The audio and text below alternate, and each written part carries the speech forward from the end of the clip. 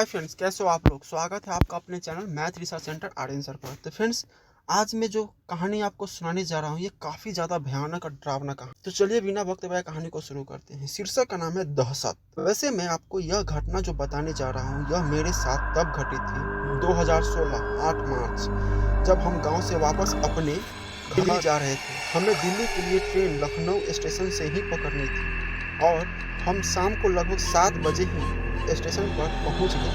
हमारी ट्रेन रात 10 बजे की थी। मैं और मेरे पिताजी, माताजी और मेरे बहन, भाई, हम सब स्टेशन के प्लेटफॉर्म पर ही बैठे रहे थे। हम लोगों ने वही खाना वगैरह खाया और ट्रेन का इंतजार ही कर रहे थे। मैं प्लेटफॉर्म पर इधर उधर घूम रहा था। मैंने देखा एक लड़की प्लेटफॉर्म की एक बेंच पर अकेली ही बैठी हुई थी और वो मुझे ही दिख रही थी। उसको देखकर मुझे बड़ा ही अजीब लग रहा था, पर मैंने इस बात पर ज़्यादा कोई ध्यान नहीं दिया और जहां मेरे घर के सभी लोग बैठे थे उसी तरह जाने लगा। प्लेटफॉर्म पर भीड़ बहुत थी और मुझे भीड़ में थोड़ी बहुत बेचैनी भी महसूस होती है। इसलिए मैं फोन पर किसी से बातें करते हुए ही चला जा रहा था कि मुझे लगा किसी ने मेरे कंधे पर हाथ रखा हो। मैं रुककर तुरंत पीछे पलटा, पर अब मेरे पीछे कोई नहीं था। मैंने सोचा इतनी भीड़ है और इसी भीड़ में से ही किसी का हाथ मेरे कंधों पर पड़ गया होगा।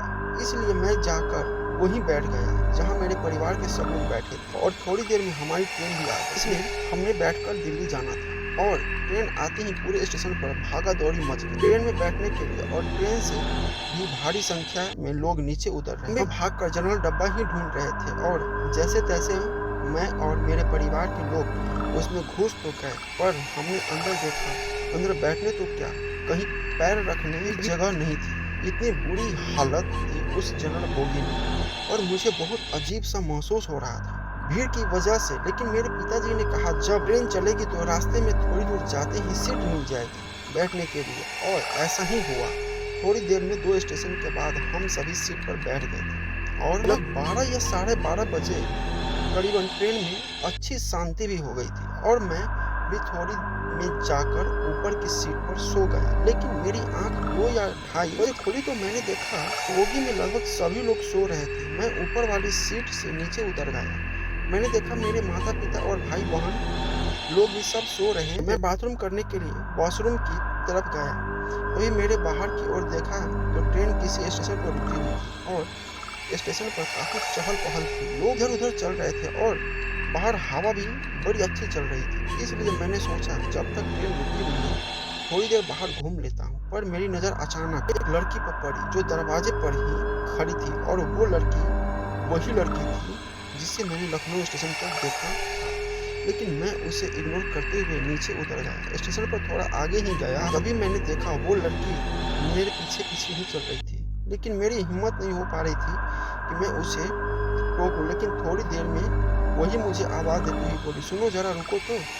मैं पीछे लड़ते हुए बोला, जी। उस लड़की ने अपनी बात जारी रखते हुए कहा, आप भी इसी ट्रेन से जा रहे हैं क्या? और मुझे ना इसी ट्रेन स्टेशन पर उतरना था और मुझे स्टेशन के बाहर अकेले जाने में डर सा लग रहा है, तो क्या आप मुझे बाहर तक छोड़ दोगे? उसकी बात सुनकर मैंने कहा, मुझे तो इसी ट्रेन में जाना है, पर मैंने देखा था ट्रेन से बहुत सारे लोग नीचे उतरकर स्टेशन पर घूम रहे थे, तो मैंने सोचा ट्रेन यहाँ थोड़ा देर तक रुकेगी, इसलिए मैंने फिर कहा, हाँ चलो छोड़ दूंगा।